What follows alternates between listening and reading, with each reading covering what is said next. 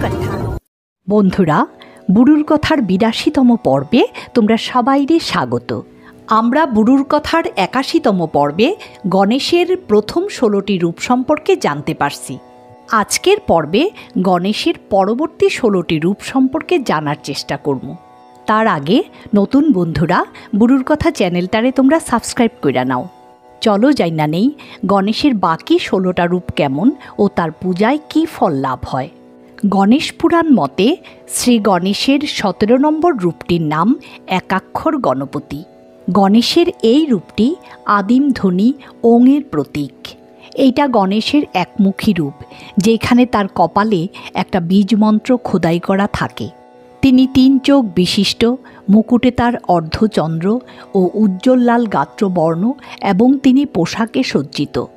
পদ্মাসনে ধ্যানমগ্ন ভঙ্গিতে বাহন মুশিকের উপর তিনি উপবিষ্ট। ফাঁস, অঙ্কুশ এবং একটা ডালিম ৩ হাতে ধইরা অন্য হাতে ভক্তদের বরদান করেন। গণেশের একাক্ষর রূপের পূজা করলে তিনি ভক্তদের ইন্দ্রিয় ও মনের উপর নিয়ন্ত্রণ অর্জনে সাহায্য করেন। ১৮ বরদা গণপতি। জ্ঞানের তৃতীয় নয়ন বিশিষ্ট বরদা গণপতি হাতে মধুর থালা, ফাঁস এবং অঙ্কুশ ধারণ কইরা অন্য হাতে বাম পায়ে বসা স্ত্রীশক্তিরে ধরেন। তার সুরে রত্নভরা একটা পাত্র থাকে।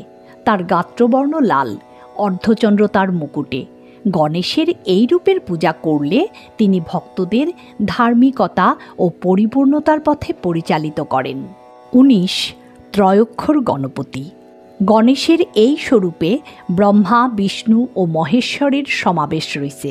তিনি সোনালী বর্ণের, ৪ হাতে তিনি ভাঙা দাঁত, অঙ্কুশ, ফাঁস, আম এবং সুরে একটা মোদক ধারণ করেন। এই রূপের পূজায় আধ্যাত্মিক জ্ঞান, বুদ্ধি এবং সমৃদ্ধি লাভ হয়। তাছাড়া অশুভ শক্তির থেকেও মুক্তি মিলে। ২০ ক্ষিপ্রপ্রসাদ গণপতি।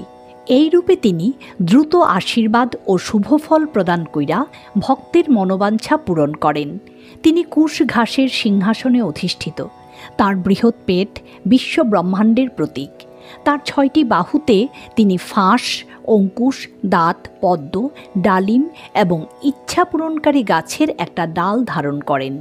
দ্রুত সাফল্য পাইতে ও বাধা দূর করতে ভক্তরা গণেশের এই রূপের পূজা করে। ২১ হরিদ্রা গণপতি। এইখানে তার গাত্রবর্ণ উজ্জ্বল হলুদ এবং তিনি হলুদ পোশাক পরিহিত। তিনি রাত্রি গণপতি নামেও পরিচিত। তার ৪ হাতে দাঁত, মোদক, একটা দড়ি ও একটা ধারালো কাঁটা থাকে। সম্পদ, আর্থিক সমৃদ্ধি, বাস্তুদোষ দূরীকরণ, রোগমুক্তির জন্য ভক্তরা গণেশের এই রূপের পূজা করেন। এই রূপে তিনি ভক্তদের সুরক্ষা প্রদান করেন। ২২ একদন্ত গণপতি। গণেশের এই রূপে একটা মাত্র দাঁত দেখা যায়, যা তার একনিষ্ঠতা ও আত্মত্যাগের প্রতীক। তার গাত্রবর্ণ এখানে নীল। হাতে কুঠার, জপের মালা, লাড্ডু ও ভাঙা দাঁত বহন করেন। জ্ঞান, বুদ্ধি এবং সমৃদ্ধি লাভ ও বিঘ্ন নাশ করতে এই রূপের পূজা করা হয়। ২৩ সৃষ্টি গণপতি। মানসিক শান্তি, শুভ সূচনা, সুখ সমৃদ্ধি, জ্ঞান বুদ্ধি এবং উদ্ভাবনী ক্ষমতা বৃদ্ধি অর্থাৎ সৃষ্টির দেবতা রূপে গণেশের এই রূপের পূজা করে ভক্তরা। সুখী প্রকাশের অধিপতি এই গণেশ লাল বর্ণের হয় এবং ইঁদুরের পিঠে চৈরা বেড়ান। হাতে ফাঁস, অঙ্কুশ, আম ও দাঁত ধারণ করেন। ২৪ উদ্দণ্ড গণপতি। ঈশ্বরের এই রূপটি বেশ উগ্র। তিনি সাহসী। তার ১০ হাতে রয়েছে রত্ন পাথরের একটা পাত্র, নীল লিলি, আখ, গদা, পদ্মফুল, ধানের ডাল, ডালিম, ফাঁস, মালা এবং তার ভাঙা দাঁত। তার বাম পায়ে দেবী শক্তিও উপস্থিত। জাগতিক আসক্তির বন্ধন থেকে মুক্তি পাইতে এই রূপের পূজা করা হয়। ২৫ ঋণমোচন গণপতি। ঋণমোচন গণপতি হইলেন মানবজাতির অপরাধ বোধ ও বন্ধন থেকে মুক্তিদাতা। তার ৪ হাতে ফাঁস, অঙ্কুশ, দাঁত ও একটা প্রিয় ফল থাকে। এই রূপের পূজায় ভক্তরা ঋণ থেকে মুক্তি পায় এবং সুখ সমৃদ্ধি লাভ করে। ২৬ ধুন্ধি গণপতি। লাল বর্ণের এই গণপতির অর্থ খোঁজ বা অন্বেষণ। গণেশের এই রূপটা কাশী শহরের সঙ্গে বিশেষভাবে যুক্ত। কাশীতে গণেশরে তীর্থযাত্রীদের পথপ্রদর্শক এবং রক্ষক হিসাবে দেখা যায়। কাশীর ধুন্ধি গণপতির মন্দিরটি খুবই বিখ্যাত। তিনি রুদ্রাক্ষের মালা, দাঁত, কুড়াল এবং মূল্যবান রত্নভরা একটা ছোট পাত্র হাতে ধারণ করেন। শিক্ষার্থীদের সাফল্য ও মনোযোগ বৃদ্ধিতে গণেশের এই রূপের পূজা বেশ ফলদায়ক। 27 দ্বিমুখী গণেশ। এইটা গণেশের বিরল রূপ। এইখানে তিনি দুইটা ভিন্ন মুখের অধিকারী, তবে সব দিকই দেখতে পান। রোমান দেবতা জানুসের সঙ্গে তার মিল। তার নীল সবুজ গাত্রবর্ণ, রত্নখচিত মুকুট তার মাথায়, ফাঁস, অঙ্কুশ, দাঁত এবং রত্নভরা পাত্র হাতে ধারণ করেন। বিভ্রান্তি দূর করতে, ভাগ্যের পরিবর্তন করতে তথা জন্মকুণ্ডলিতে কেতু সংক্রান্ত সমস্যা দূর করতে গণেশের এই রূপের পূজা করা হয়। 28 ত্রিমুখ গণপতি। লাল রঙের ধ্যানমগ্ন 3 মাথা বিশিষ্ট এই গণপতির পূজা করা হয় শান্তি, সাহস ও প্রজ্ঞা লাভের জন্য। তাঁর 3টি মুখ জ্ঞান, কর্ম এবং ভক্তির প্রতীক। তিনি সোনার পদ্মের উপর আসীন ও 6 বাহু বিশিষ্ট। তার হাতে ফাঁস, অঙ্কুশ, জপমালা ও অমৃতের পাত্র এবং ডান হাতে সুরক্ষা আর বাম হাতে ভক্তদের আশীর্বাদ দেন। 29 সিংহ গণপতি। এই গণপতির পূজা সাধারণত বাধা অপসারণ, বুদ্ধি ও প্রজ্ঞা লাভ এবং শক্তি ও সাহস অর্জনের জন্য করা হয়।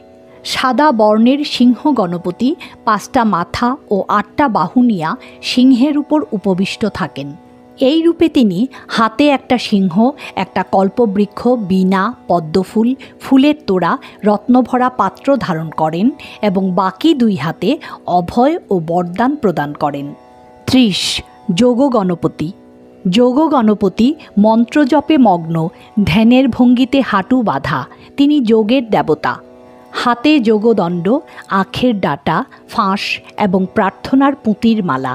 তার রং সকালের সূর্যের মতো লাল। এই রূপে তার পূজা করলে যোগ এবং ধ্যানের মাধ্যমে জীবনের সমস্যাগুলির সমাধান সহজ হয়। তাছাড়া জ্ঞান বুদ্ধি বৃদ্ধি পায় এবং কার্যে সফলতা আসে। 31 দুর্গা গণপতি। ভগবান গণেশের এই অজেয় রূপ বিজয়ের পথে বাধা অতিক্রম করতে অনুপ্রাণিত করে। এতে তিনি অদৃশ্য দেবী দুর্গার রূপে রয়েছেন। লাল পোশাক পইরা থাকেন, যা শক্তির প্রতীক। মূর্তিটি গাঢ় সোনালি রঙের।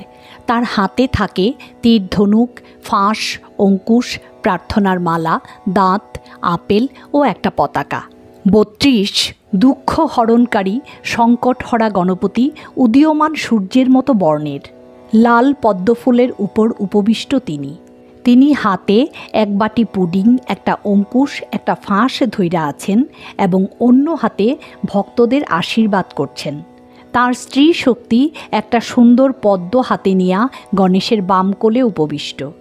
জীবনের সব সংকট থেকে মুক্তি পাইতে এই রূপের পূজা করা হয়। বন্ধুরা, ভগবান গণেশের 32টা ভিন্ন রূপের তাৎপর্য কী তার তথ্য আশা করি তোমরা ভালো লাগছে। তাই আজকের মতো বুড়ুর কথা এখানেই শেষ করতেছি।